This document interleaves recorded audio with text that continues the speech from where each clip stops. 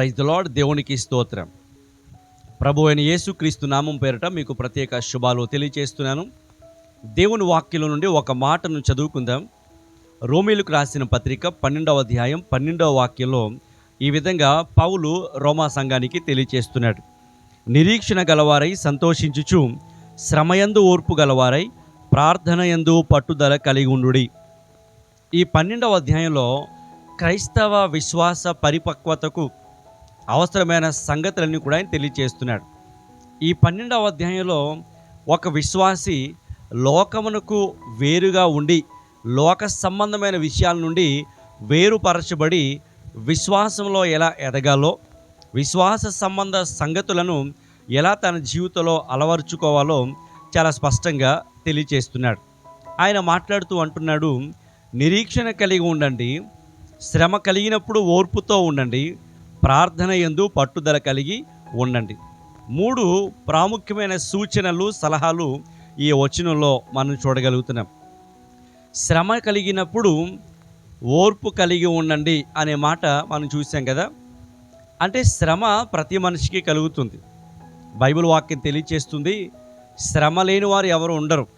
ఎవరైనా క్రీస్తు యేసునందు సద్భక్తితో బ్రతుకను ఉద్దేశిస్తే వారికి హింస కలుగుతుంది, శ్రమ కలుగుతుంది, బాధ కలుగుతుంది. ఈ లోకంలో శ్రమలు నీతి కలిగిన వాళ్ళకి కలుగుతాయి, నీతి లేని వాళ్ళకి కలుగుతాయి. నీతి కలిగి దైవ మార్గంలో బ్రతికే వాళ్లకు తమ నీతిని కాపాడుకునే విషయంలో శ్రమ కలుగుతుంది. ఉదాహరణకు, ఒక ఆఫీసులో పనిచేసే వ్యక్తి యేసు ప్రభువును అంగీకరించాడు, రక్షణ పొంది నీతి మార్గంలో జీవిస్తూ వాక్యానుసారంగా జీవిస్తున్నాడు. అతడు లంచము తీసుకోడు, అన్యాయంగా దొంగ సంతకాలు పెట్టడు, ఎవరిని మోసం చేయడు, రూపాయి లాభం కొరకు ఎవరిని ఇబ్బంది పెట్టడు. అలాంటి వ్యక్తి తన చుట్టూ ఉన్న భక్తిహీనులు, లంచగొండితనం కలిగిన మనుషుల వలన ఎప్పుడూ హింస పొందుతూనే ఉంటాడు. ఎందుకంటే వారు తమ అవినీతి బయటపడకుండా ఉండాలంటే నీతిపరుడైన ఈ వ్యక్తిని అడ్డు తొలగించుకోవాలని ప్రయత్నిస్తుంటాడు. అది నీతిని కాపాడుకోవడానికి వచ్చే శ్రమ. అలాంటి శ్రమలలో దేవుడు ఆ వ్యక్తిని తోడై ఉండి కాపాడుతాడు. రెండవ శ్రమ ఎందుకు అంటే, మనిషి యొక్క పాపము, అవిధేయతను బట్టి కూడా శ్రమ కలుగుతుంది. ఈరోజు దేవుని వాక్యం వెంట మీ జీవితంలో శ్రమల గుండా మీ జీవితం వెళ్తుందా? రోగాలు కావచ్చు, ఆర్థిక ఇబ్బందులు, అవమానాలు, నిందలు, చెయ్యని తప్పుకి మీ మీద అభండాలు మనుషులు వేస్తున్నారేమో. అయితే ఇలాంటి శ్రమ కలిగినప్పుడు మీరు చేయాల్సిన పని ఓర్పు కలిగి ఉండండి. ఓర్పు గొప్ప ద్రోహ కార్యములు జరగకుండా కాపాడుతుంది, ఆపుతుంది, నిలుపుతుంది. కొంతమంది శ్రమ కలిగినప్పుడు మాకే ఎందుకు వచ్చింది ఈ శ్రమ, మమ్మల్నే ఎందుకు దేవుడు పరీక్షిస్తున్నాడని వాటిని తట్టుకోలేక వాటి విషయమై దేవుని దూషిస్తూ, నిందిస్తూ ఆత్మహత్యలు చేసుకునే వాళ్ళు కూడా ఉంటారు. పరీక్షల్లో ఫెయిల్ అయిపోయామని, ప్రేమించిన వ్యక్తి దొరకలేదని, అనుకున్న వ్యక్తితో వివాహం కాలేదని, లేదా అప్పులు ఎక్కువైపోతున్నాయని, ఆరోగ్యం రావట్లేదు, ఈ జబ్బు ఏంటో అని రకరకాల కారణాల చేత ఆత్మహత్య చేసుకునే వాళ్ళు చాలామంది ఉన్నారు ఈ రోజుల్లో. ఆత్మహత్య మన జీవిత సమస్యలకు పరిష్కారం కాదు, నిత్యత్వ సమస్యకు ప్రారంభం అని గుర్తుపెట్టుకోవాలి. ఆత్మహత్య చేసుకుంటేనే సమస్యలోంచి బయటపడిపోతాం, కష్టాలు తీరిపోతాయి అంటే ప్రపంచంలో 100% ప్రజలు ఆత్మహత్యలు చేసుకోవాలి.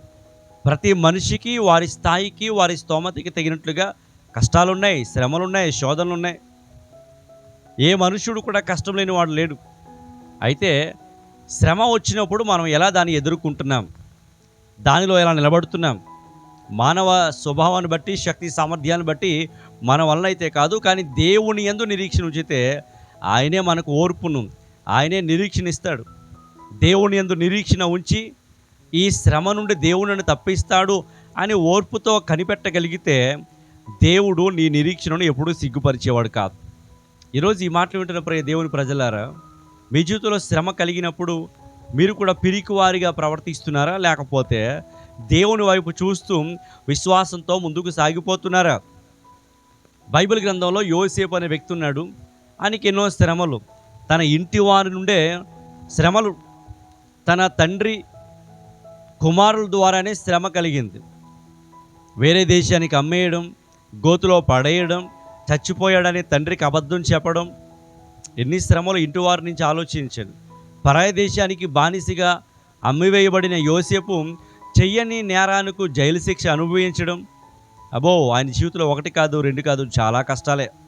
కానీ అన్నిటిలో ఓర్పును కలిగి ఉన్నాడు. నా దేవుడు నా జీవితాన్ని స్థిరపరుస్తాడు, నేను వెళ్తున్న పరిస్థితిలో ఉంచి నన్ను తప్పిస్తాడని నమ్మి ఓర్పుతో ఓర్చుకున్నాడు. ఒక దినాన ఆయన ఏ దేశానికి బానిసగా వెళ్ళాడో అదే దేశానికి ఒక ఉన్నతమైన స్థాయిలో నిలబెట్టాడు. దేవుడు అతన్ని హెచ్చించాడు. బైబిల్ గ్రంథంలో యోబు అనే వ్యక్తి కూడా ఉన్నాడు. ఒకదాని తర్వాత ఒకటి కష్టము, శ్రమ, బాధ వస్తూ ఉంటే తన దేహంలో ఆరోగ్యం పోయి బూడిదలో కూర్చొని చిన్నల పెంకులతో తన ఒంటిని దురద గోక్కుంటున్నప్పుడు, ఆ గాయాలను రేపుతున్నప్పుడు ఎంత బాధ ఆలోచించండి. అన్నిటిలో ఓర్చుకున్నాడు. చివరికి యోబు తన స్నేహితుల ద్వారా కూడా శోధించబడ్డాడు. తన ప్రక్కనే చేరిన 3 స్నేహితులు ప్రక్కలో బల్లెములాగా మాటల చేత విసిగించి బాధ పెట్టి నొప్పింపే చేశారు. అయినప్పటికీ కూడా యోబు అన్నిటినీ సహించుకున్నాడు. చివరికి తన జీవితంలో రెండింతల ఆశీర్వాదాన్ని పొందాడు. ఈరోజు మనుషులు కూడా తమ మాటల చేతనే మిమ్మల్ని నొప్పిస్తున్నారా, బాధ పెడుతున్నారా? లేదా మీ ఆరోగ్యం విషయమే మీరు నొప్పించబడుతున్నారా? అన్ని విషయాల్లో ఓర్పు కలిగి ఉండండి. మీ ఓర్పే మీ జీవితంలో దేవుని నుండి కార్యాలను పొందుకోవడానికి ఎంతో సహాయపడుతుంది. నిరీక్షణ కలిగి శ్రమయందు ప్రార్థన చేయండి. యాకోబు రాసిన పత్రికలో 5వ అధ్యాయం అంటాడు, ఎవరికైనా శ్రమ కలిగినా వారు సంఘపు పెద్దలను పిలిచి ప్రార్థన చేయించుకోవాలి. అంటే అర్థం ఏంటి? శ్రమయందు ప్రార్థన చాలా ప్రాముఖ్యం. శ్రమ కలిగినప్పుడు, సమస్య ఎదురైనప్పుడు బెంబేలెత్తిపోయి, పారిపోయి, భయపడిపోయి కూర్చొని ఏడ్చేదానికంటే ప్రార్థన చేయండి. ప్రార్థనలో గొప్ప జయాన్ని మీరు పొందుకుంటారు.